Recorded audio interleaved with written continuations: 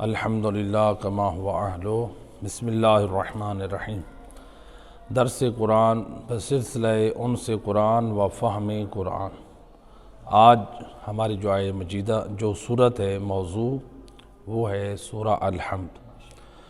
سورۃ الحمد کی فضیلت اور بسم اللہ الرحمن الرحیم کی فضیلت کو ہم بیان کر چکے تھے۔ آج ہم مختصر فضیلت جو ہمارے پچھلے درس میں رہ گئی تھی اور بسم اللہ الرحمن الرحیم کی فضیلت وہ بیان کریں گے۔ سورہ الحمد کی فضیلت اور بسم اللہ کی فضیلت۔ سورہ الحمد کے بارے میں روایات میں ملتا ہے کہ رسول خدا صلی اللہ علیہ وآلہ وسلم کے اصحاب، رسول اللہ کے اصحاب میں سے کسی کو سانپ کاٹتا یا بچھو کاٹتا یا کسی مجنون کو پاگل پن کا دورہ پڑتا یا کسی کو مرگی کا دورہ پڑتا تو اس پر سورۃ الحمد کو دم کیا جاتا۔ اصحاب دم کرتے تھے، جس کو سانپ کاٹ لیتا، بچھو کاٹ لیتا، کسی کو پاگل پن کے دورے پڑتے یا مرگی کے دورے پڑتے، جب وہ سورۃ الحمد کو دم کرتے تھے تو سورۃ الحمد جیسے ہی مکمل ہوتی اس مریض کو صحت اور عافیت مل جاتی۔ یعنی ایک پورا یقین اور ان کو اعتقاد تھا کہ قرآن ہے اور رسول اللہ نے بیان کیا ہے۔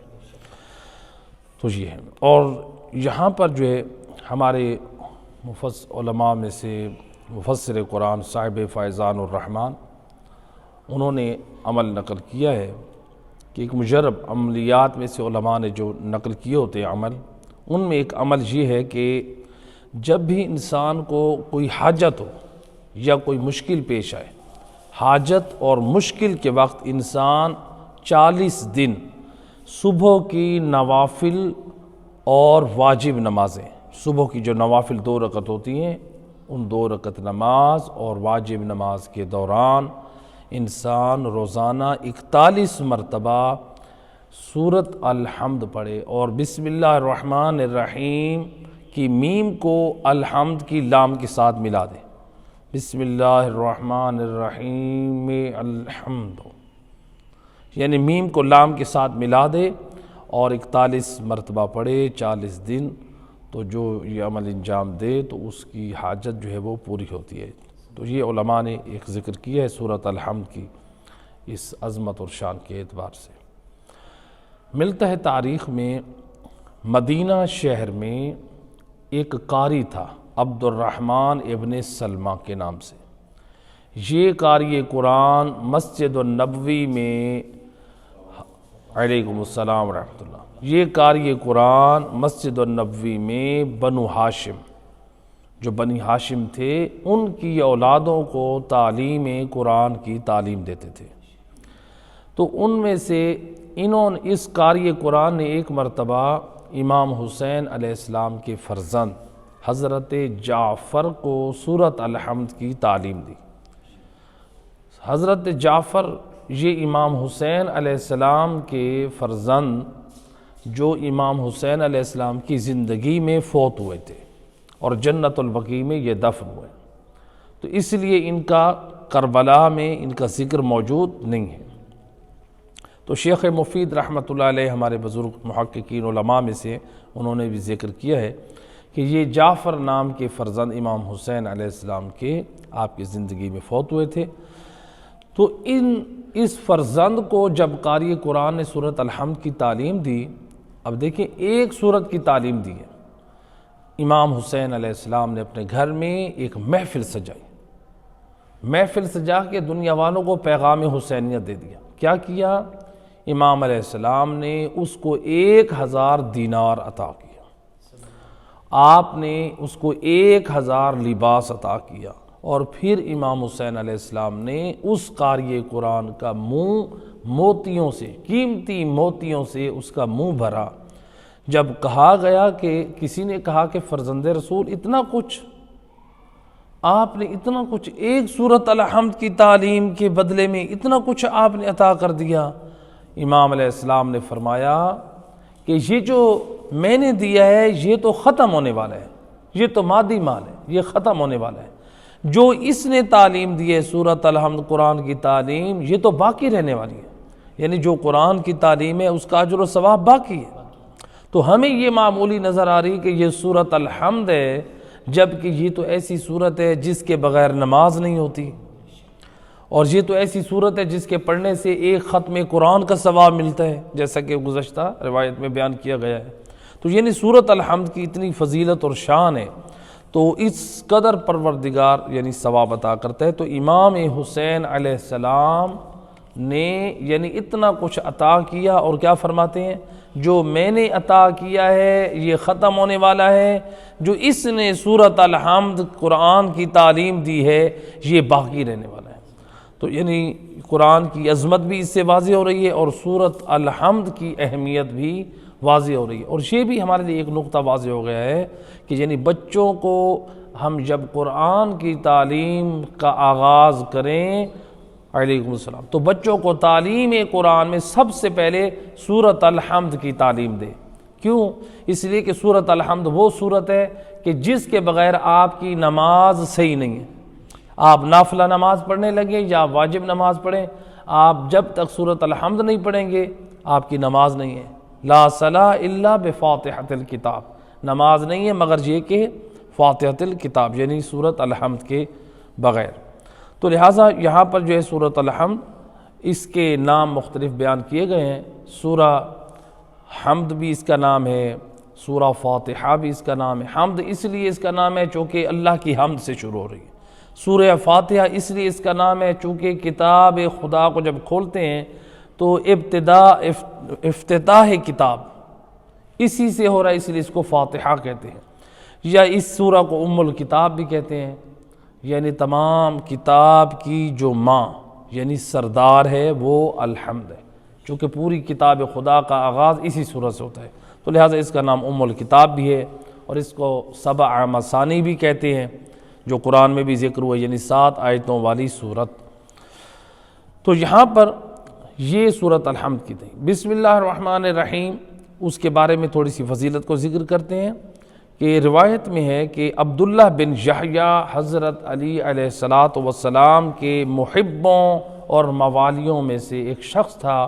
وہ ایک دن امام علی علیہ السلام کی خدمت میں آئے اور ایک 4 روپائی نما ایک چیز پہ بیٹھنے لگے، تو وہ جھکنے لگے تو وہ نیچے گر گئے، اس پہ نہ بیٹھ سکے۔ جب نیچے گرے تو ان کا سر پھٹ گیا۔ امام علیہ السلام نے ان کی پیشانی پہ ہاتھ پھیرا تو اللہ نے امام کے دست مبارک کے وسیلے سے ان کے زخم کو بھر دیا۔ امام علیہ السلام کے دست مبارک کے پھرنے کی وجہ سے پروردگار نے ان کو شفا دی، تو ان کا جو ہے وہ پھٹا ہوا سر صحیح ہو گیا، زخم بھر گیا۔ اب جو ہے امام علی ابن ابی طالب علیہ السلام نے کیا فرمایا؟ اللہم صلی علی محمد وآل محمد۔ امام فرماتے ہیں، اے عبداللہ بن یحییٰ، مجھے سید الرسل نے بتایا ہے کہ پروردگار فرماتا ہے جو شخص بغیر بسم اللہ الرحمن الرحیم کے کسی کام کو انجام دیتا ہے وہ کام ناتمام رہتا ہے۔ تو یعنی تجھے چاہیے تھا ہر کام سے پہلے بسم اللہ الرحمن الرحیم پڑھ۔ کہتا ہے کہ مولا اب آج کے بعد یہ غلطی نہیں ہوگی، ہر کام کے آغاز میں پڑھوں گا بسم اللہ الرحمن الرحیم۔ امام فرماتے ہیں اگر تیری زندگی میں ہر کام کی ابتدا بسم اللہ الرحمن الرحیم سے ہو گئی تو پھر تیری زندگی سعادتوں سے بھر جائے گی۔ یعنی امام اس بات کی ضمانت دے رہے ہیں ہماری زندگی کا ہر کام بسم اللہ الرحمن الرحیم سے ہونا چاہیے۔ تو لہٰذا یعنی اسی لیے کہا گیا ہے کہ جو کام بغیر بسم اللہ کے ہوتا ہے وہ ناتمام رہتا ہے۔ ایک مل کے صلوات پڑھیں محمد۔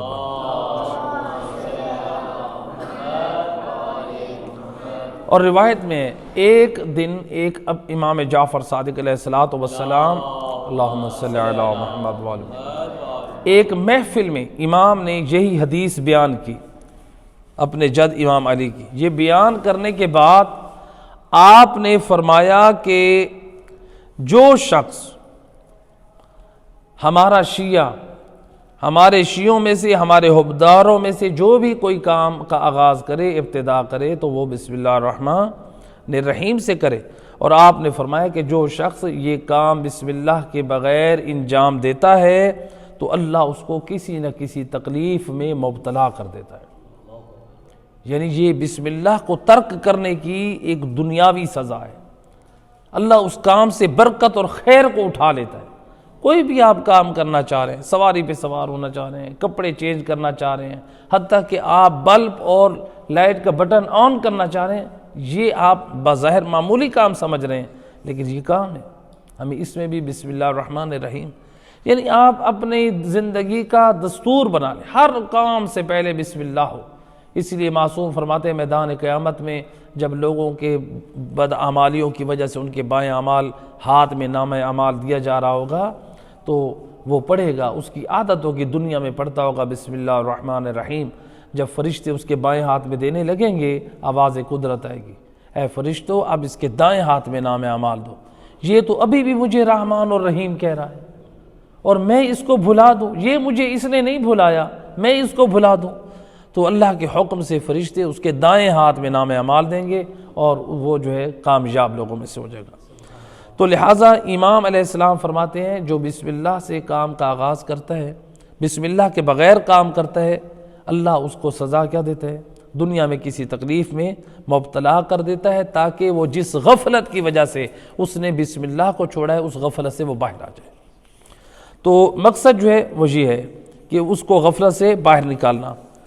اس کے بعد آئندہ کے لیے یعنی یہ مومن غلطی بھی نہ کرے، امام علیہ السلام فرماتے ہیں غفلت سے باہر نکالا جاتا ہے تاکہ وہ آئندہ کے لیے یہ غلطی نہ کرے کہ اپنے کام کے آغاز میں بسم اللہ کو نہ بھلائے، اور پھر پروردگار اپنے رحم و کرم سے اس کے نامہ اعمال میں اس کی معافی لکھ دیتا ہے جب اس کی وہ تکلیف میں مبتلا ہوتا ہے کہ اب اس کی اس تکلیف کے سبب سے میں نے اس کو معاف کر دیا ہے اور آئندہ کے لیے تاکہ جو ہے یہ اپنے کام کا آغاز بسم اللہ الرحمن الرحیم سے کرے۔ بسم اللہ الرحمن الرحیم کے معنی کیا ہے؟ بسم اللہ الرحمن الرحیم جب ہم کہتے ہیں نا جی تو آپ وہ ترجمہ کیا ہوتا ہے؟ میں شروع کرتا ہوں اللہ کے نام سے جو نہایت مہربان اور رحم کرنے والا ہے۔ تو اس میں لفظ شروع تو ہے نہیں، جب بعض جگہوں پہ ہوتا ہے کہ میں بسم اللہ الرحمن الرحیم میں اللہ کی مدد سے کام کا آغاز کر رہا ہوں، اس میں ایک لفظ ہوتا ہے استعانت، بعض میں یہ ہوتا ہے کہ بھئی میں کام کی ابتدا کر رہا ہوں تو اس میں لفظ ابتدا بھی نہیں ہے، شروع بھی نہیں ہے، لفظ مدد بھی نہیں ہے۔ تو اصل میں یہاں اس کے اندر ایک گرامر کا ایک اصول اور قانون ہے، اس کے اندر ایک لفظ ہوتا ہے وہ چھپا ہوا ہوتا ہے، وہ لفظ چھپا ہوا ہوتا ہے، تو وہ لفظ معنی ادا کر رہا ہوتا ہے کہ میں اللہ کی مدد یعنی استعانت یعنی اللہ کی مدد سے یہ کام کا آغاز کر رہا ہوں، یا میں اللہ کے نام سے کام کی ابتدا کر رہا ہوں، یا میں اللہ کے نام سے شروع کر رہا ہوں۔ تو وہ ایک لفظ ہوتا ہے پوشیدہ ہوتا ہے عربی گرامر کے اعتبار سے، تو اس کی وجہ سے پھر اس کے وہ معنی جو ہیں وہ صحیح ادا ہوتے ہیں۔ تو یہاں پر جو ہے یہ نقطہ ہے۔ اب یہاں پر ایک اور نقطے کی بھی جو ہے وضاحت کر دی جائے۔ یہاں پر اب اس بسم اللہ الرحمن الرحیم میں اللہ کے بہت سارے نام ہیں، بہت سارے نام ہیں، ان ناموں میں سے کسی نام کے ساتھ بھی آغاز نہیں ہے، صرف لفظ اللہ ہے، چونکہ اللہ جو ہے اللہ کا نام ہے، ذات الہی کا یہ نام ہے، باقی جو نام ہے وہ اللہ تعالیٰ کی صفات ہے، جیسے رحمان ہے، رحیم ہے، غفور ہے، غفار ہے جی۔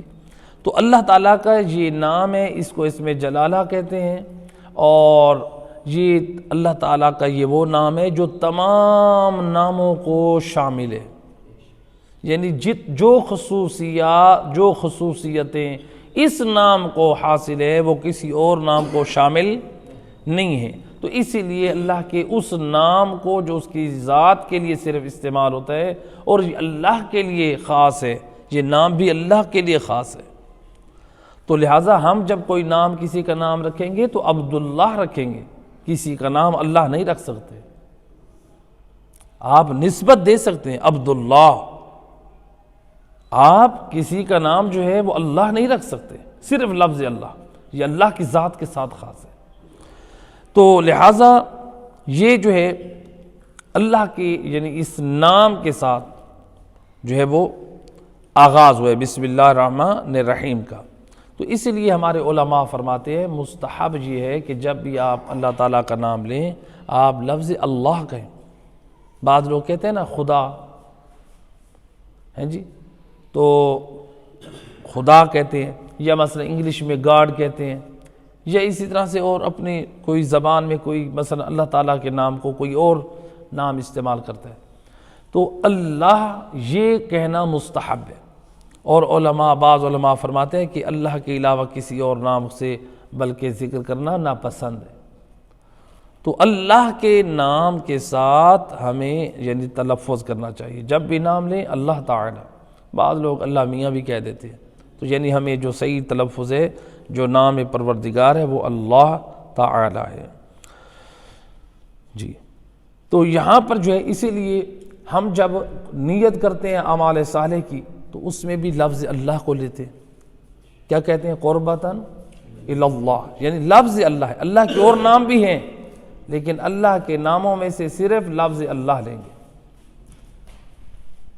اور اسی طرح سے اگر آپ جو ہے یعنی اللہ کے ناموں میں سے لفظ اللہ لیں گے، اسی طرح سے آپ جب جانور کو ذبح کرنا چاہتے ہیں تو اس میں جو نیت تکبیر پڑھیں گے اس میں بھی لفظ اللہ لے آئیں گے۔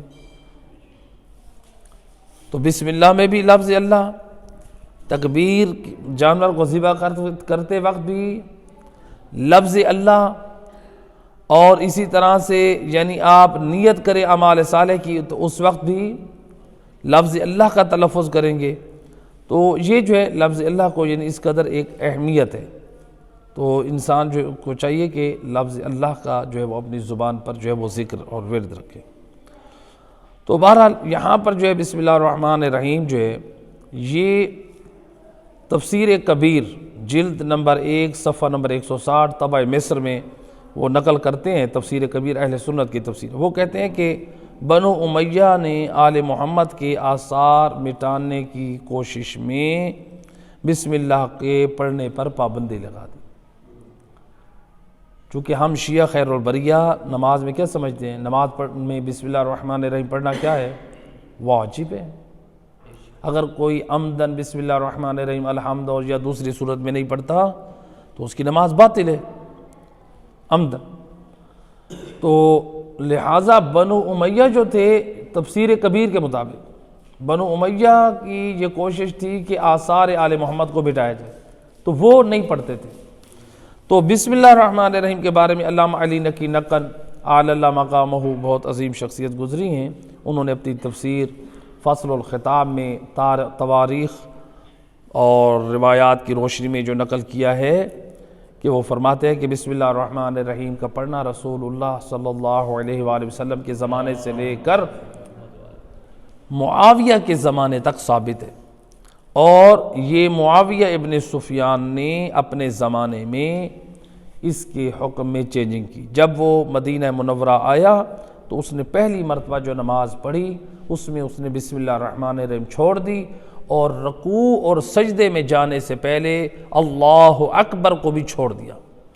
اب غور کریں، ہم اپنی اصلاح کریں، اگر کوئی شخص رکوع اور سجدے میں جانے سے پہلے تکبیر کو چھوڑتا ہے، اللہ کے نام کو چھوڑتا ہے، تو یہ بنو امیہ کی سنت ہے، یہ معاویہ کی سنت ہے۔ فقہ امام جعفر صادق علیہ السلام میں یہ تکبیر رکوع اور سجدے سے پہلے پڑھنا مستحب ہے، اس کی تاکید ہے، اس کا ثواب ہے۔ تو یعنی ہم اصلاح کریں اپنی، اگر کوئی چھوڑ دیتا ہے، کسی کو اس مسئلے کا معلوم علم نہیں ہے تو وہ اپنی اصلاح کرے۔ لہٰذا رکوع سے پہلے اور سجدے سے پہلے تکبیر کہیں اطمینان کے ساتھ، اور پھر رکوع میں جائیں اور سجدے میں جائیں۔ تو روایت میں ہے کہ مدینے میں معاویہ نے نماز جب پڑھائی تو اس نے بسم اللہ بھی چھوڑ دی نماز میں اور تکبیر بھی چھوڑ دی۔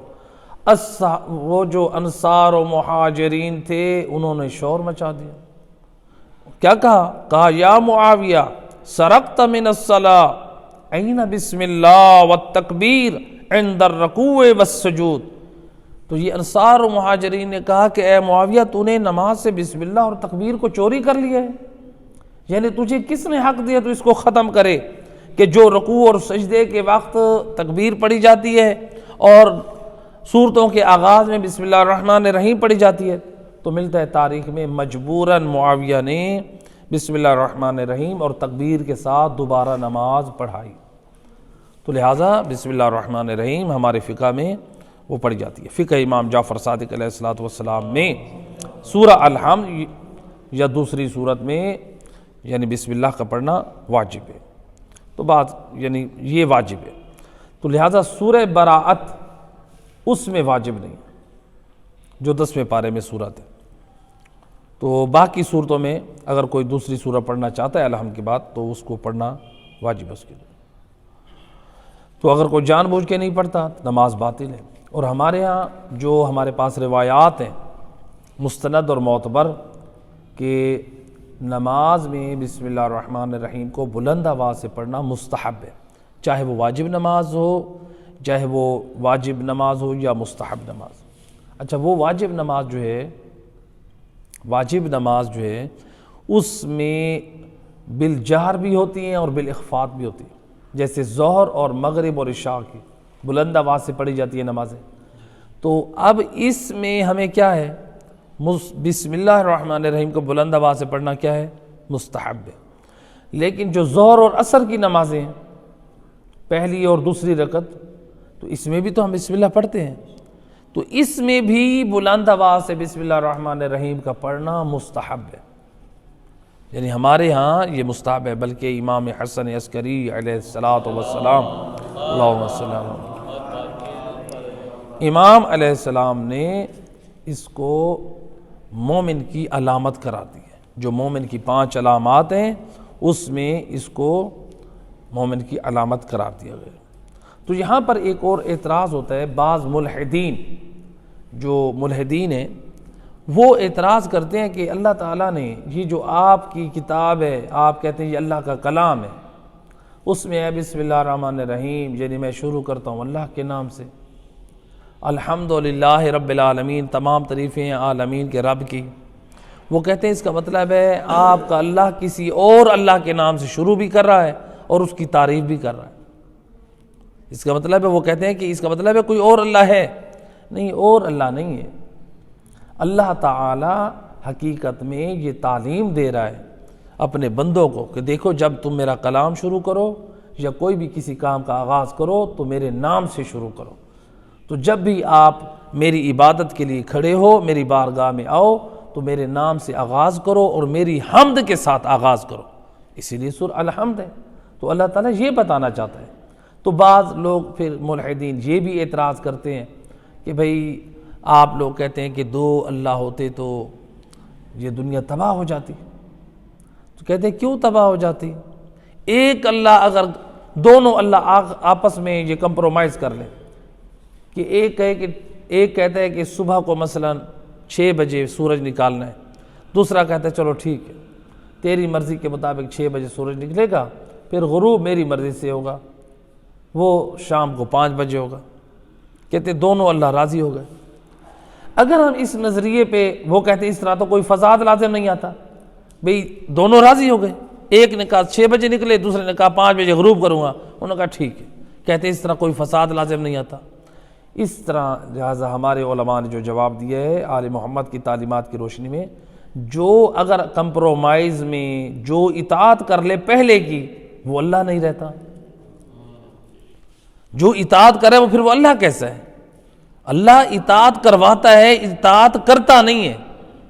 تو جو بندہ یہ نظریہ رکھتا ہے کہ اللہ کسی کی اطاعت کرتا ہے، نبی کی یا نبی کے وصی کی، کسی ہستی کی اطاعت کرتا ہے، نہ، یہ نظریہ درست نہیں ہے۔ جو ملحدین نے اعتراض کیا تو یہ نظریہ اگر کہیں ہم رکھتے ہیں تو اس کی اصلاح ہونی چاہیے۔ صلوات پڑھیں محمد۔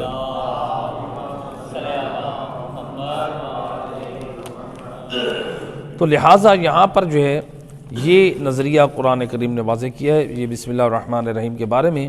اب اس سورت الحمد کے آغاز میں الحمد سے اللہ تعالیٰ نے آغاز کیا، یعنی اللہ نے اس صورت میں دیکھیں 3 چیزیں ہیں۔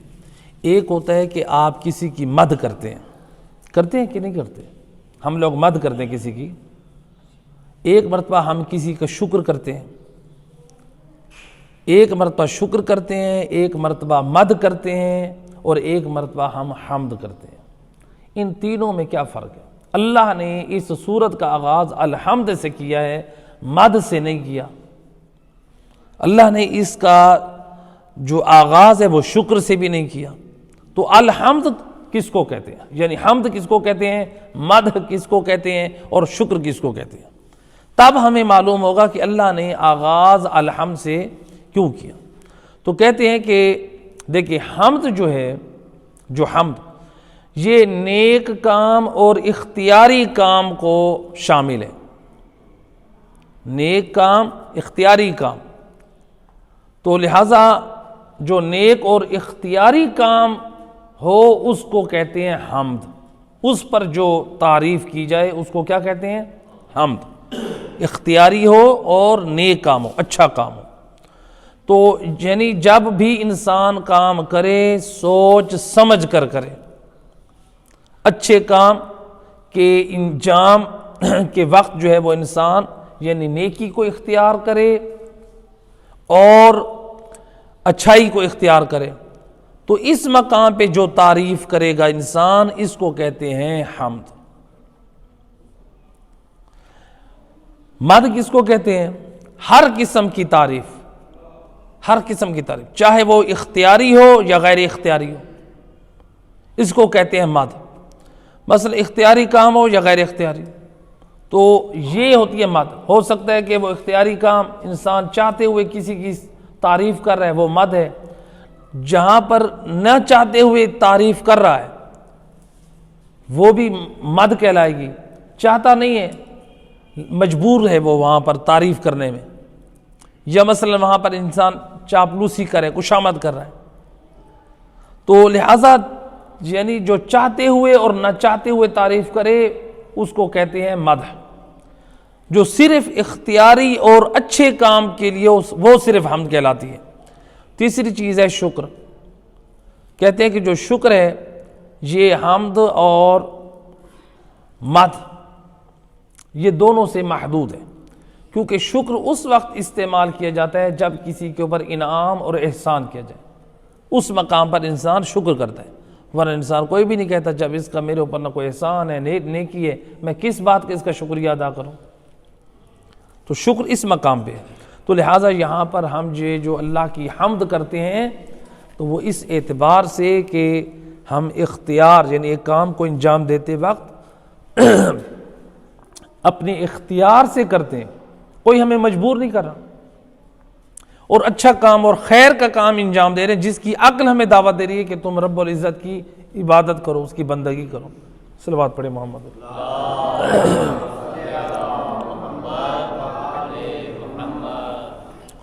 تو لہٰذا یہاں پر جو ہے یہ نقطہ بھی انشاءاللہ واضح ہو گیا۔ تو حمد ہے تمام عالمین کے رب کی، کہتے ہیں نا الحمد للہ رب العالمین۔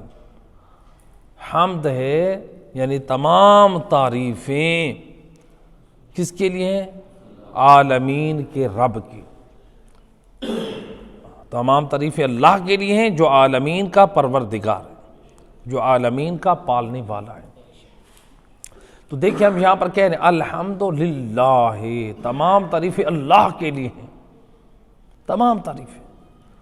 تو تمام تعریفیں اللہ کی ذات کے لیے جو عالمین کا پروردگار ہے۔ تو گویا معلوم ہوا کہ یہاں پر رب جو استعمال ہو رہا ہے وہ اللہ کی ذات کے لیے۔ تو رب کہتے ہیں جو جس کے شؤونات میں، جس کے کنٹرول میں کائنات کی تمام شؤونات ہوں، یعنی تمام امور جس کے قبضہ قدرت میں ہوں، جس کے کنٹرول میں ہوں، اس کو رب کہتے ہیں۔ تو یہاں پر جو ہے اب ایک نقطہ، اب عالمین کا لفظ استعمال ہوا ہے، الحمد للہ رب العالمین، عالمین کی طرف آتے ہیں۔ یہ جو عالمین ہے یہ عالمین کتنے؟ بعض لوگوں نے کہا سائنس نے یہ دعویٰ کیا کہ مثلا 40,000 ہے، کسی نے کہا کہ 80,000 عالم ہیں، کسی نے کہا کچھ ہیں۔ تو بہرحال جو ماہرین سائنس کے مطابق کہتے ہیں کہ اللہ سبحانہ و تعالیٰ نے اس قدر عوالم پیدا کر دیے، عالم پیدا کر دیے ہیں، اس قدر عالم پیدا کر دیے ہیں۔ اگر ہماری اس نظام شمسی اور قمری کو تمام سیاروں کے ساتھ رکھا جائے اور پھر تمام عالم کو دیکھا جائے تو ہماری یہ جو نظام شمسی اور قمری ہے، یہ تمام ستاروں کے ساتھ، یہ ان تمام عالموں کے ساتھ اگر دیکھا جائے تو یہ ایسے لگتا ہے، ایسے نظر آتا ہے جیسے صحرا میں جو ذرات ہوتے ہیں نا، ان ذرات میں ایک ذرہ۔ اتنا بڑا نظام شمسی اور قمری تمام سیاروں کے ساتھ، یہ تمام زمین کے ساتھ، یہ تمام عوالم جو اللہ نے تمام عالم خلق کیے ہیں، ان کے سامنے اس کائنات کو دیکھیں تو ایک صحرا کے ذرے کی طرح نظر آتا ہے۔ وہ اللہ اتنا خالق ہے، کتنے عالم ہیں جو ہم نہیں جانتے ہیں، جو اس کے علم میں۔ تو یعنی دیکھیں سائنس جو نان مسلم ہے، کافر ہیں، وہ ریسرچ اور تحقیق کر رہے ہیں، وہ اپنی اس تحقیق کے ذریعے سے اللہ کے وجود کا اقرار کر رہے ہیں، مسلمان ہو رہے ہیں، وہ تحقیقیں کر رہے ہیں، اللہ کی معرفت حاصل کر رہے ہیں، مسلمان ہو رہے ہیں۔ ہم مسلمان ہو کے قرآن سے دور ہیں، ہم معرفت میں ادھر ہی کھڑے ہوئے ہیں۔ تو لہٰذا یہاں پر لفظ رب کی بھی وضاحت ہو جائے۔ اس آیت میں اللہ تعالیٰ نے یعنی یہ بتا دیا کہ باطل خداؤں کی اللہ تعالیٰ نے نفی کر دی، کہ حمد اس کے لیے، اللہ کے لیے جو عالمین کا رب ہے۔ یعنی جو لوگوں نے مختلف رب بنائے ہوئے تھے، بعض زمانہ جاہلیت میں لوگوں نے، جس ملک میں افراد اتنے نہیں ہوتے تھے، تاریخ میں ملتا ہے جتنے اس ملک میں بت زیادہ ہوتے تھے، لوگوں نے اپنے گھر میں 10 بت رکھے ہوتے تھے۔ گھر کے افراد 2 یا 3 ہوتے تھے، بت 10 ہوتے تھے۔ اس ملک کے بتوں کی تعداد زیادہ ہوتی تھی، افراد کی تعداد کم ہوتی تھی۔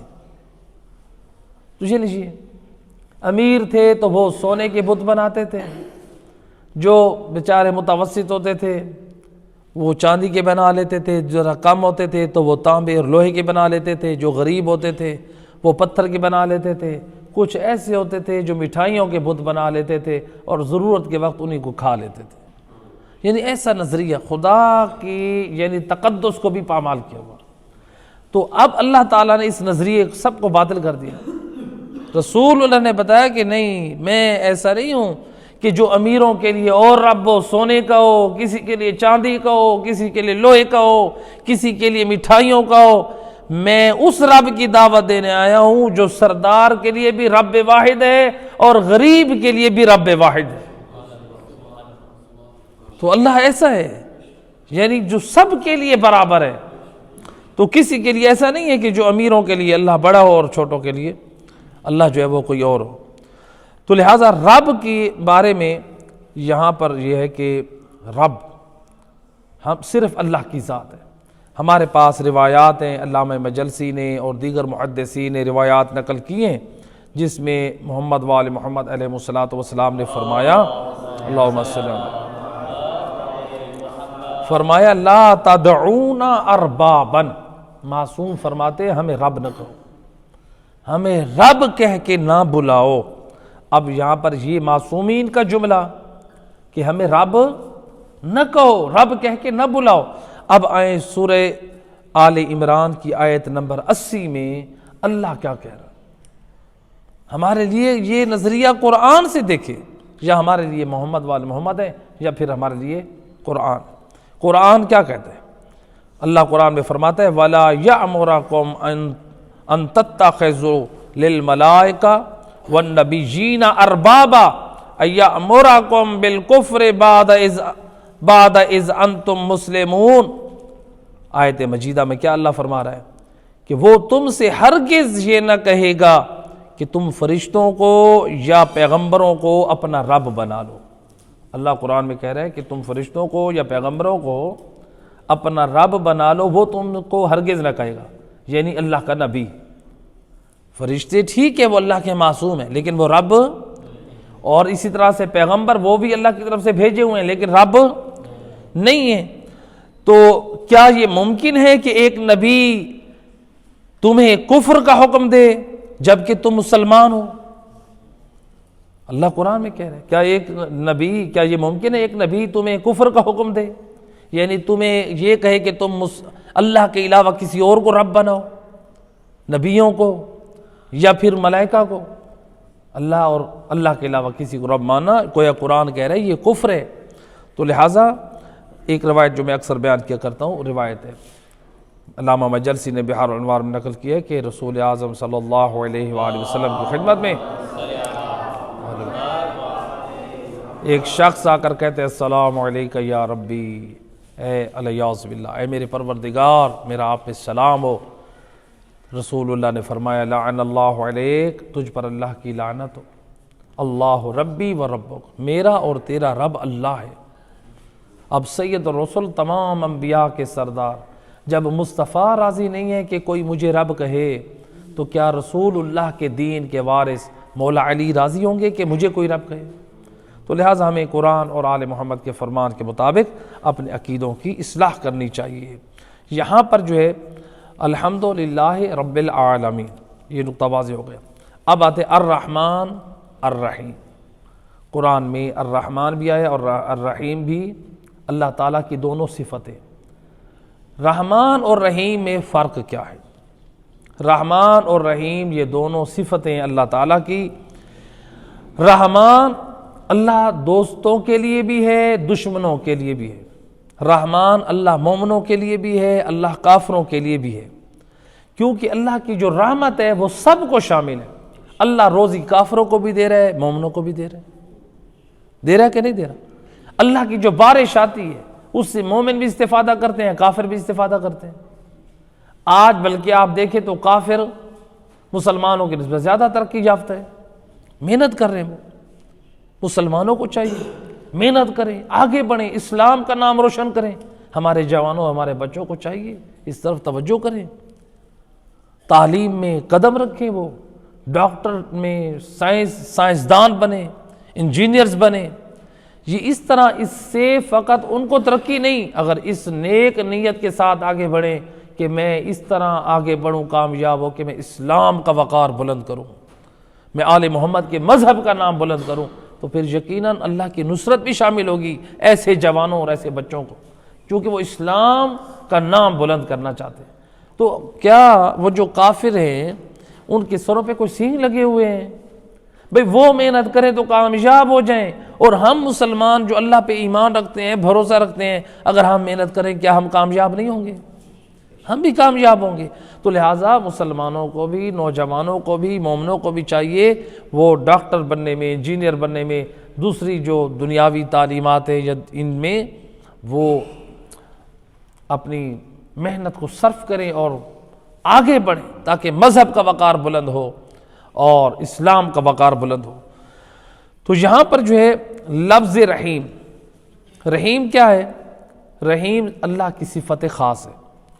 رحیم یہ استعمال ہوتا ہے ان کے لیے، یعنی جو اللہ کے مطیع اور فرما بردار اور مومن لوگ ہیں، اللہ ان کے لیے رحیم ہے۔ تو پھر اس کا معنی کیسے حل ہوگا؟ یعنی اللہ رحمان ہے مومنوں کے لیے بھی، کافروں کے لیے بھی۔ کافروں پر جو رحم کرے گا وہ دنیا میں، اور اللہ رحمان دنیا میں مومنوں پہ بھی رحمان ہے اور آخرت میں بھی، اور رحیم جو ہے صرف اللہ مومنوں کے لیے، دنیا میں بھی اور آخرت میں بھی۔ تو لہٰذا اس لیے امام جعفر صادق علیہ الصلوۃ والسلام، اللہم صلی اللہ علیہ، تو اس جملے، اس نظریے کی تائید امام کے قول سے، امام فرماتے اللہ ہر چیز کا معبود ہے، ہر چیز کا معبود اللہ ہے، وہ تمام مخلوقات کے لیے رحمان ہے، تمام مخلوقات کے لیے، جتنی بھی مخلوقات ہیں، چاہے دوست ہوں دشمن ہوں، مومن ہو کافر ہو، سب کے لیے اللہ رحمان ہے، اور مومنین کے لیے صرف اللہ رحیم ہے۔ بس اللہ کی جو خاص رحمت ہے نا وہ صرف مومنوں کو شامل حال ہے۔ اور اسی لیے امام حسین علیہ السلام کی جو دعائے عرفہ ہے، اللہم صلی اللہ علیہ وسلم، امام کی دعائے عرفہ کا جملہ ہے یا رحمان الدنیا والآخرہ و یا رحیمہما، اے وہ اللہ جو رحمان ہے دنیا اور آخرت میں اور رحیم ہے ان دونوں میں۔ تو رحمان دوستوں کے لیے دشمنوں کے لیے ہے، اور رحیم صرف مومنین کے لیے ہے، چاہے وہ دنیا میں ہو یا آخرت میں ہو، تو یہ اس کے لیے خاص ہے۔ تو یہ تھا رحمان اور رحیم۔ اب اس کے بعد ہے مالکی یوم الدین، یعنی اللہ تعالیٰ قیامت کے دن کا مالک ہے، اللہ تعالیٰ یعنی روز جزا کے دن کا مالک ہے۔ یعنی کیا روز جزا کے دن کا مالک کی کیا مطلب؟ یعنی اللہ تعالیٰ نے قیامت کے دن ہر شخص کو اس کے دین کے مطابق جزا اور سزا دینی ہے، اس کے دین کے مطابق۔ تو جو سابقہ امتوں میں جو ان کا دین اللہ کے دین کے مطابق تھا، اللہ اس کے مطابق ان کو جزا اور سزا دے گا، اور جو اللہ کے دین کے مطابق جن کا عمل نہیں ہوگا، اللہ ان کو ثواب نہیں دے گا، ان کے لیے عذاب ہوگا۔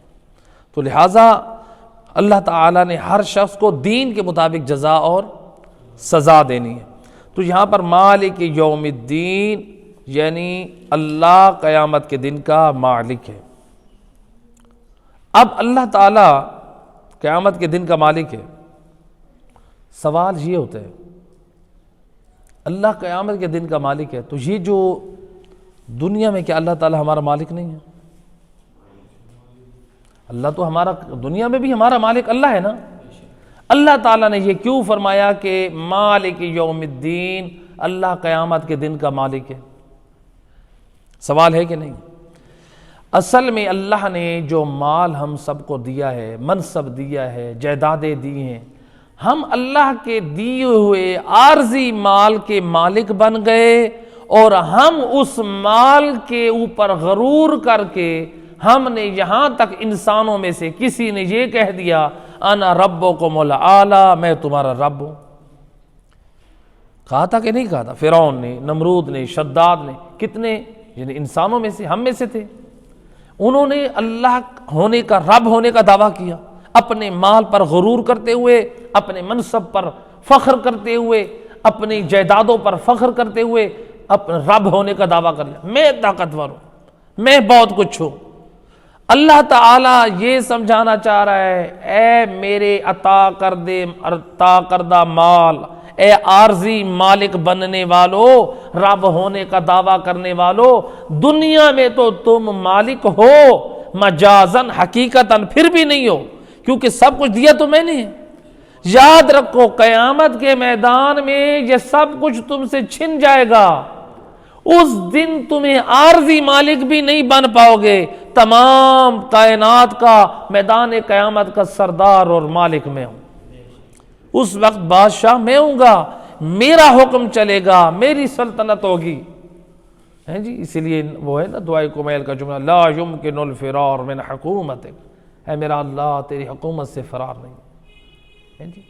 ہم دنیا میں بھی اللہ تعالیٰ کی حکومت سے فرار ممکن نہیں ہے، ہم جتنی بھی نافرمانیاں کر لیں، ہم کہیں کہ ہم یہ اپنی محنت سے کما رہے ہیں، اپنی محنت سے کہاں کما رہے ہیں؟ اللہ نہ چاہے تو ہم صفر رہے، اللہ چاہے تو ہم اپاہج ہو کر بستر پہ پڑے رہیں۔ آج ہمارے بدن کو طاقت دی ہے تو رب کی ذات نے، آنکھوں کا نور دیا ہے تو رب کی ذات نے، بولنے کی طاقت دی ہے تو رب کی ذات نے، ہم تو ہر سانس میں بھی اللہ کے محتاج ہیں۔ پھر کیوں تھوڑی سی دنیا مل جائے تو ہم فخر کریں دنیا والوں پہ، غرور کریں، اپنے آپ کو ہم کل سمجھنے لگ جائیں؟ اصلاح ہونی چاہیے قرآن کی نگاہ میں اور آل محمد کے فرمان میں۔ یہاں پر ایک اور غلط فہمی ڈالی جاتی ہے، بعض لوگ ممبروں پہ یہ پڑھتے ہیں کہ مالک یوم الدین، اس مالک یوم الدین سے مراد مالک میں جو قاف کی ضمیر ہے نا، مالک، تو کہتے ہیں یہ جو قاف ضمیر ہے یہ مؤنث کے لیے استعمال ہوتی ہے، تو یہ اس سے مراد بی بی فاطمہ زہرا ہے۔ اس سے مراد کون ہے؟ اس سے مراد بی بی فاطمہ زہرا ہے۔ وہ کہتے ہیں یہاں پر قاف ضمیر نہیں ہے، مؤنث کی ضمیر نہیں ہے، کا کما کم، کے کما کننا، یہ مؤنث کی ضمیر ہے، یعنی کے یہ واحد مؤنث کی ضمیر ہے، کما کننا یہ تین ضمیریں استعمال ہوتی ہیں، تو لہٰذا یہ کے جو ہے نا یہ یہاں ضمیر نہیں ہے۔ اگر ہم یہاں پر کہیں کہ مالے کے، ایسے ہے کہ نہیں ہے؟ اگر ہم کہیں نا کہ ضمیر بالفرض ہم کہتے ہیں اگر یہ ہے مؤنث کی ضمیر بی بی فاطمہ اس سے مراد ہے، تو پھر اگر ہم اس کے کو ہٹائیں تو پھر کیا بن جائے گا؟ مالے، مالے، ایسے کہ نہیں ہے؟ تو مال سے کیا مراد ہے؟ مال سے مراد ہے مال، مال و متال۔ کے کو ہٹا دیں تو پھر ترجمہ غلط ہو جائے گا، مال یوم الدین، قیامت کے دن کا مال، اور کہ بی بی فاطمہ زہرا، بی بی فاطمہ زہرا قیامت کے دن کی مال و متال ہے۔ مالک قیامت کے دن کے مالک ہیں اللہ کی ذات، جب تک کاف نہیں لگائیں گے وہ مالک کا معنی سردار کا معنی ادا نہیں ہوتا۔ بی بی فاطمہ زہرا کی عظمت و شان کا کوئی منکر نہیں ہے، ان کی مودت اور محبت کے بغیر تو ہمارا ایمان ناقص ہے، ان پر تو ہماری جانیں قربان۔ ہمیں دین ملا ہے تو بی بی فاطمہ زہرا اور ان کی پاک آل کے دروازے سے، لہٰذا جہاں قرآن میں عظمت بیان ہوئی ہے بی بی زہرا کی وہ معنی وہ تسلیم ہے، لیکن یہاں پر ایسا غلط ترجمہ کر کے ایسی چیزیں بیان کر کے ہم اس کا کیا کر رہے ہیں؟ ہم سادہ لوگوں کو واہ واہ تو لے لیں گے، لیکن اس سے ہم نقصان اپنے مذہب کا کریں گے۔ ہم تحریف قرآن ترجمے میں بھی کر رہے ہیں اور معنی میں بھی کر رہے ہیں، تو ہم یہ بہت بڑا گناہ کر رہے ہیں تحریف قرآن کر کے۔ تو لہٰذا کسی بھی سنی شیعہ عالم دین نے اس کا ترجمہ بی بی فاطمہ زہرا کا معنی نہیں لیا، وہ ترجمہ قرآن غلط کرتے ہیں، یعنی قرآن سے کے ترجمے سے صحیح واقف نہیں، تو غلط فہم یہ غلط ترجمے کر کے گمراہی پھیلاتے ہیں، جس سے مذہب کا بھی نقصان، اسلام کا بھی نقصان، دین کا بھی نقصان۔ لہٰذا اس لیے اہل علم کے سامنے بیٹھے، آل محمد کے علم کے ورثاء جو ہیں علماء ہیں ان کے سامنے بیٹھیں گے تب ہمیں صحیح حقائق ملیں گے۔ تو یہاں پر مالک یوم الدین، تو لہٰذا اس سے مراد روز جزا کے دن کا مالک اللہ ہے، یعنی اللہ سبحانہ و تعالیٰ نے ثواب اور جزا دینی ہے۔ یہاں پر اس کے بعد ہے ایاک نعبد و ایاک نستعین، دو لفظ استعمال ہوئے ہیں، یعنی اے اللہ ہم تیری عبادت کرتے ہیں اور تجھ ہی سے مدد چاہتے ہیں۔ یعنی اس لفظ میں، اس آیت میں انسان یہ کہہ رہا ہوتا ہے اے میرا اللہ تیرے علاوہ میں اور جھوٹے خداؤں کی نفی کرتا ہوں، میں کسی کی عبادت نہیں کرتا، میں کسی کو لائق عبادت نہیں سمجھتا، اے اللہ اگر لائق عبادت ہے تو صرف تیری ذات ہے۔ اور اس کے بعد ہے وَإِيَّاكَ نَسْتَعِينُ، یہ کیوں کہا؟ اصل میں اگر انسان کہے نا کہ اے اللہ میں تیری عبادت کرتا ہوں اور میں تیری عبادت کرتا ہوں، اس میں علماء فرماتے ہیں کہ ایک تھوڑی سی استقلال کی بو آتی ہے، یعنی میں خود تیری عبادت کرتا ہوں، نہ نستعین آ گیا ہے، یعنی میرا اللہ تیری مدد شامل حال ہوتی ہے توفیق کی، جس توفیق کی مدد کے ساتھ میں تیری عبادت کرتا ہوں، یہ معنی مراد ہے، یعنی سمجھایا جا رہا ہے کہ انسان تکبر میں نہ آئے۔ دوسرا اللہ تعالیٰ نے یہاں پر لفظ جمع استعمال کیا ہے، جمع، لفظ واحد استعمال نہیں کیا۔ جمع کیوں استعمال کیا؟ یعنی نعبدو، ہم تیری عبادت کرتے ہیں، اس میں انسان کو غرور سے نکالا جا رہا ہے، دیکھو تم اکیلے عبادت کرنے والے نہیں ہو بلکہ کروڑوں لوگ اللہ کی عبادت کرنے والے ہیں، تو اپنی عبادت کے ناز پہ متکبر نہ بن جانا۔ اسی لیے امام خمینی کا ایک جملہ تھا، وہ کہا کرتے تھے کہ جو شخص نماز شب پڑھ کے یہ کہے نا کہ یہ سوئے ہوئے ہیں اور میں افضل ہوں ان سے، میں نے نماز شب پڑھی ہے اور یہ سوئے ہوئے ہیں، وہ کہتے ہیں کہ وہ سویا ہوا شخص افضل ہے اس نماز شب نہ پڑھنے والے سے۔ کیوں؟ اس لیے کہ یہ نماز پڑھ کے اس کے اندر جو ہے عجب آ گئے، یہ اپنی عبادت کے اوپر ناز کر رہے ہیں۔ نا، یہ توفیق پروردگار ہمیں ملی ہے، ہمیں اگر عبادت کی توفیق ملی ہے ہم دوسروں کو حقیر نہ جانیں، بس دوسروں کو عبادت کی طرف ترغیب دلائیں، ان کو رغبت دلوائیں، ان کو محبت دلوائیں، ان کو اللہ کے قریب کرنے کے ہم طریقے تلاش کریں۔ ایک صلوات پڑھتے محمد۔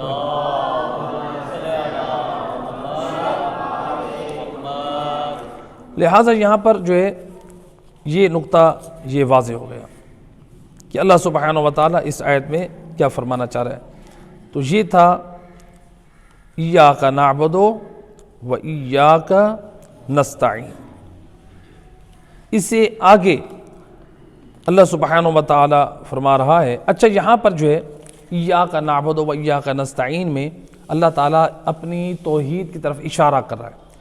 عبادت میں اشارہ کیا اس نے عبادت توحید فی العبادت میں کہ یعنی عبادت صرف اللہ کے لیے، اور نستعین میں اللہ نے اشارہ کیا ہے توحید افعالی کی طرف کہ یعنی تمام جہان میں جو مؤثر ہے جو ذات وہ رب کی ذات ہے.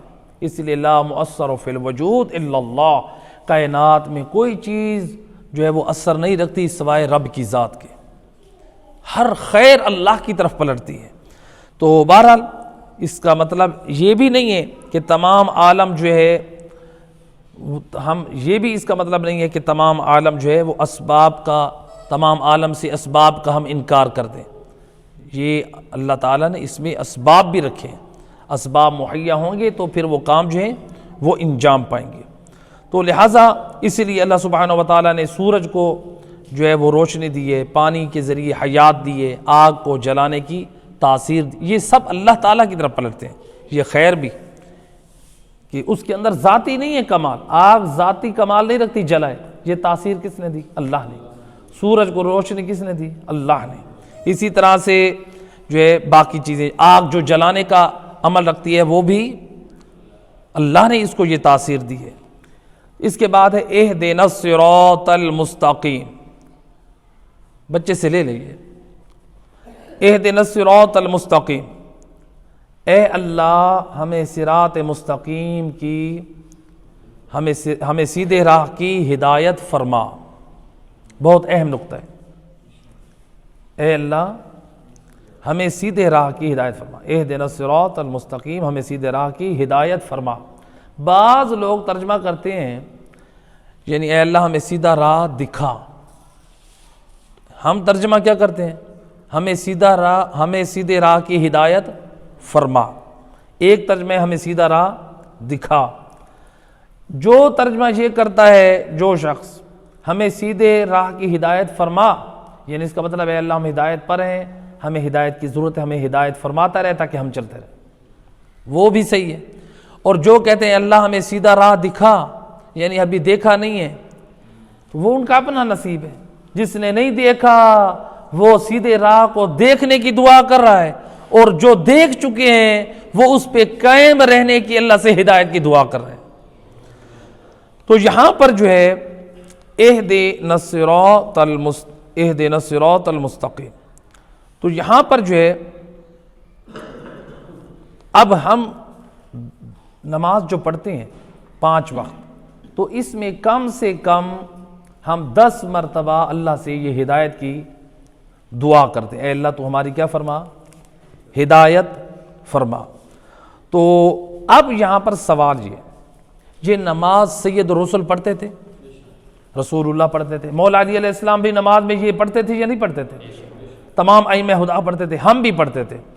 تو کیا الیاذ باللہ نبی جو کہہ رہے ہیں اے اللہ تو ہدایت فرما، کیا مطلب؟ اہل بیت جو فرماتے تھے اہدنا الصراط المستقیم، وہ بھی تو یہی کہہ رہے ہیں اے اللہ یعنی ہمیں سیدھی راہ کی ہدایت فرما. نبی بھی یہ جملہ پڑھ رہے ہیں، اہل بیت بھی پڑھ رہے ہیں، ہم بھی پڑھ رہے ہیں. بھئی وہ تو ہادیان برحق کے، ان کو ہدایت کی کیا ضرورت ہے؟ ہدایت کے تو ہم محتاج ہیں، بلکہ ہم بھی ہدایت کے راستے پہ آ چکے ہیں. ایسے ہے کہ نہیں ہے؟ اب یہاں پر یہی ہے کہ سمجھنے کی ضرورت ہے.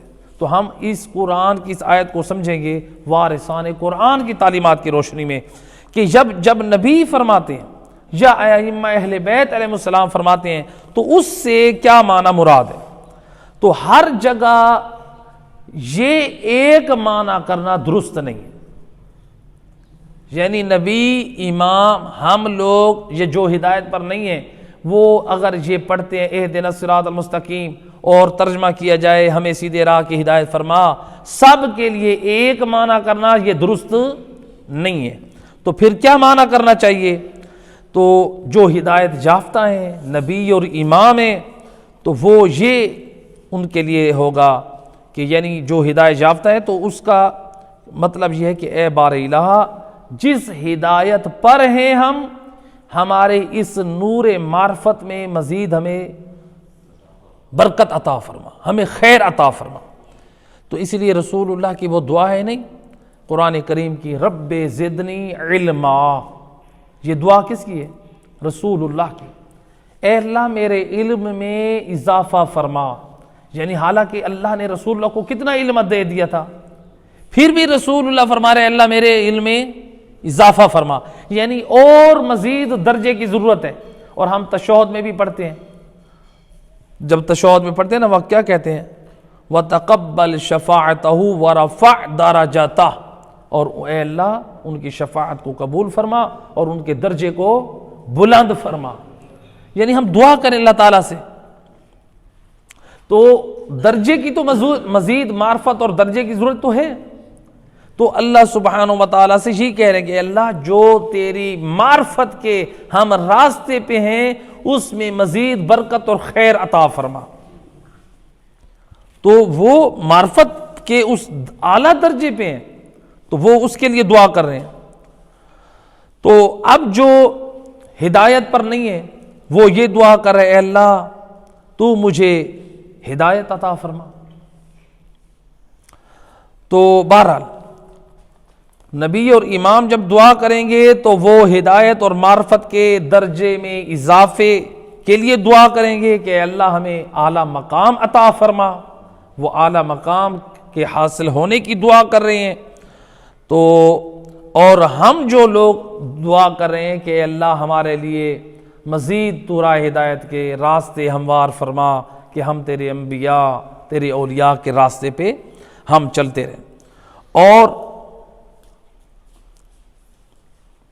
دوسرا جو ہے یعنی یہاں پر یہ ایک ہوتا ہے کہ مثلا جو ہدایت پر ہے وہ کیا ہوتا ہے کہ اے اللہ ہمیں شر شیطان سے محفوظ رکھ اور ہمیں نفس امارہ جو ہمیں گناہ کی طرف دعوت دیتے ہیں ہمیں اس سے بھی محفوظ رکھ۔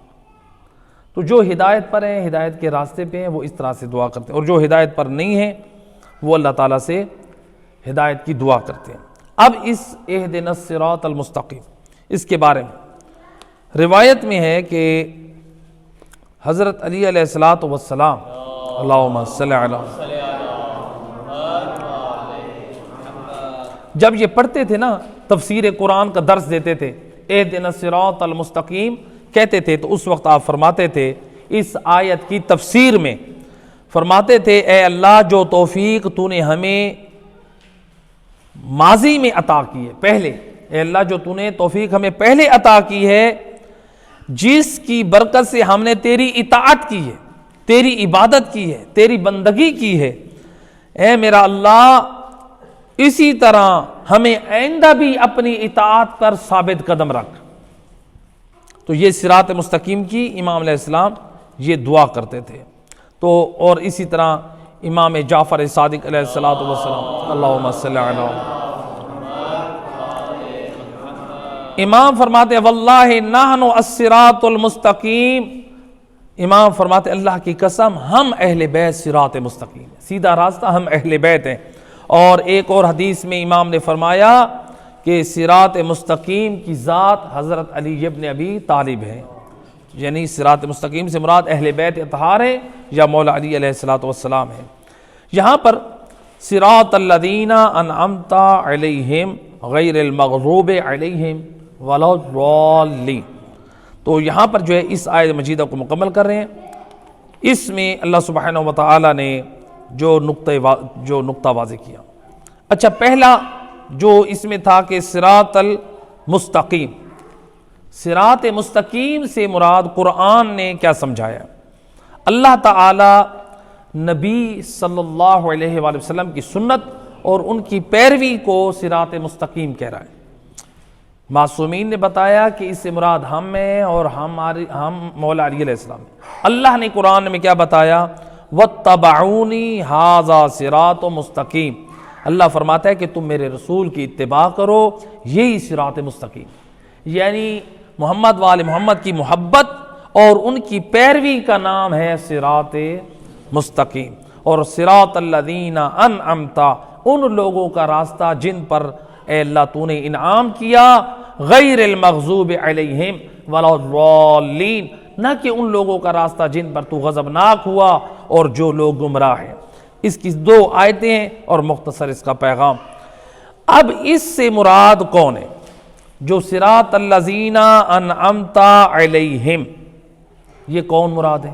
جن پر اللہ نے انعام کیا قرآن میں، وہ کون ہے؟ ہم یہ دعا جو کرتے ہیں بھئی یہ جن پر اللہ کا انعام ہوا وہ کون لوگ ہیں؟ اللہ فرما رہا ہے سورہ یہ آیہ مجیدہ میں، قرآن مجید کی آیہ مجید ہے، وَمَن يُطِعِ اللَّهَ وَالرَّسُولَ، جو اللہ اور اس کے رسول کی اطاعت کرتا ہے، فَأُولَئِكَ مَعَ الَّذِينَ، یہ لوگ ان لوگوں کے ساتھ ہیں، انعم اللہ علیہم، جن پر اللہ کا انعام ہوا ہے۔ جو اللہ کیا فرماتا ہے؟ جو اطاعت کرتے اللہ کی اور اس کے رسول کی، یہی وہ لوگ ہیں جو ان لوگوں کے ساتھ ہے جن کے اوپر اللہ نے انعام کیا۔ بھئی اللہ نے انعام کن پر کیا ہے؟ یہ نیکوکار فرما بردار کن لوگوں کے ساتھ ہیں؟ اللہ نے کن پر انعام کیا؟ اللہ قرآن میں فرماتا ہے من النبیین، جن پر اللہ نے انعام کیا وہ نبیوں میں سے۔ گویا اللہ خبردار کر رہا ہے، خبردار نبیوں کے علاوہ کسی کو نہ کہنا کہ ان کے اوپر اللہ کا انعام ہے۔ قرآن کہہ رہے ہیں ہم بتائیں گے وہ کون ہے، وہ نبی ہیں، وہ صدیقین، اور وہ صدیقین ہیں، وہ سچے ہیں۔ اور قرآن نے تو ہمیں صدیقین میدان مباہلہ میں بتایا، جب پنجے تن پاک جب وہ کفار کے مقابلے میں گئے تو اللہ نے صدیقین کی سند تو پنجے تن پاک کی شان میں نازل کی۔ تو لہٰذا بتایا کہ نبی ہیں یا صدیقین ہیں یا پنجے تن پاک اور اس کا پاک گھرانہ ہے، نبی کی پاک آل ہے، والشہداء، اور شہداء ہیں۔ شہداء سے مراد یعنی جو گواہ ہیں یا جو پھر اللہ کی راہ میں شہید ہونے والے ہیں جی، جن کی شہادت پر اللہ راضی ہے۔ والصالحین، اور نیک لوگ ہیں۔ وحسن اولئک رفیقا، اور یہ لوگ بہترین ساتھی ہیں۔ اللہ فرماتا ہے یہ لوگ کون ہیں؟ یہ بہترین ساتھی ہیں، یہ نبی، صدیقین، شہداء اور نیک لوگ بہترین ساتھی ہیں۔ کن لوگوں کے؟ جو اللہ کی اور اس کے رسول کی اطاعت کرتے ہیں۔ اور اللہ کا انعام ان 5 لوگوں پر ہے۔ تو گویا اللہ نے اس آیت میں انبیاء کا ذکر کیا، صدیقین کا ذکر کیا، اللہ نے اس میں شہداء کا ذکر کیا، اللہ نے اس میں جو ہے وہ صالحین کا ذکر کیا۔ تو یہ وہ لوگ ہیں، تو یعنی ان لوگوں پر اللہ کا انعام ہے، جو ان لوگوں کے ساتھ رہے گا اس پر بھی اللہ کا انعام ہے، اور وہ لوگ کامیاب ہونے والوں میں سے ہیں۔ تو اس کے بعد اللہ سبحانہ و تعالی نے فرمایا غیر المغضوب علیہم ولا الضالین، یعنی ایسے لوگ جن پر نہ اللہ کا غضب ہو نہ اللہ جو گمراہ ہیں۔ مغضوب لوگ کون ہیں؟ مغضوب لوگ کہا گیا ہے کہ علماء مفسرین مغضوب لوگ جو ہیں وہ ظالین سے زیادہ برے ہیں۔ کیوں زیادہ برے ہیں؟ کہا کہ جو مغضوب ہے نا، یعنی جن پر اللہ کا غضب ہے، یہ وہ لوگ ہیں یعنی جو اپنی جہالت اور گمراہی پہ ڈٹے ہوئے ہیں، مصر ہیں۔ اور ظالین وہ لوگ ہیں جو جانتے ہوئے، ظالین جو گمراہ ہیں، گمراہی پھیلا رہے ہیں۔ تو لہٰذا مغضوب لوگ زیادہ برے ہیں جو برائی پر مصر ہیں اور منافق لوگ ہیں۔ ظالین وہ لوگ ہیں جو حق کیا ہے، حق کو جانتے ہیں، پھر بھی وہ حق کو جاننے کے باوجود اپنے مفاد پر، گمراہی پر قائم ہیں۔ کہتے ہیں کہ ہماری عزت ختم ہو جائے گی، ہم سے فلاں چیز، ہمارا رتبہ چلا جائے گا۔ وہ گمراہی پہ ڈٹے ہوئے، ان کو پتہ ہے حق کہاں ہے، پھر بھی حق کی طرف نہیں جا رہے، اپنے مفاد کے لیے گمراہی پہ قائم ہے۔ اب یہاں پر ہم صرف قرآن کی 2 آیتیں، اللہ نے مغضوب کن لوگوں کو کہا اور اللہ نے گمراہ کن لوگوں کو کہا۔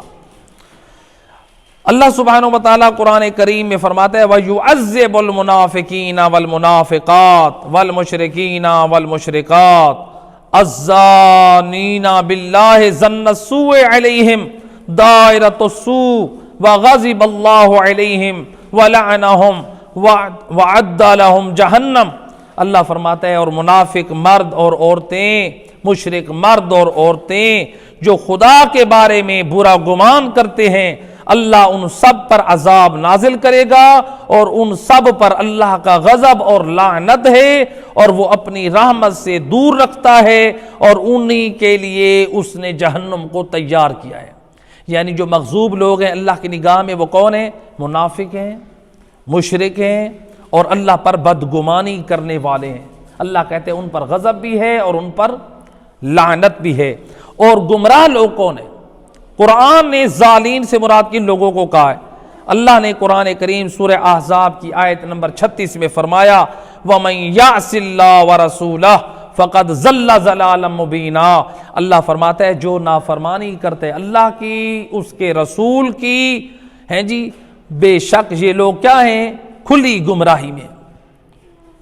ہم تو دوسروں کو تلاش کریں کہ فلاں گمراہ ہیں، اللہ کہہ رہے جو اللہ اور اس کے رسول کی نافرمانی کرتا ہے وہ لوگ گمراہ ہیں۔ اب ہم غور کریں، کہیں ہم اگر اللہ اور رسول کی نافرمانی کریں تو ہم بھی قرآن کے مطابق ہم گمراہ ہیں۔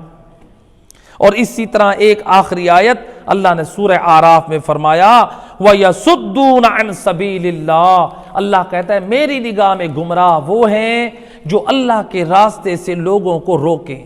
کوئی جا رہا ہے عالم دین پڑھ رہا ہے، کیا کرنے جا رہے ہیں؟ کیوں جا رہے ادھر؟ عالم دین سے واعظ و نصیحت سے روکنا، دین کی باتوں سے روکنا۔ اللہ قرآن میں فرما رہا ہے یہ وہ گمراہ لوگ ہیں جو دین کی باتوں سے لوگوں کو روکیں گے۔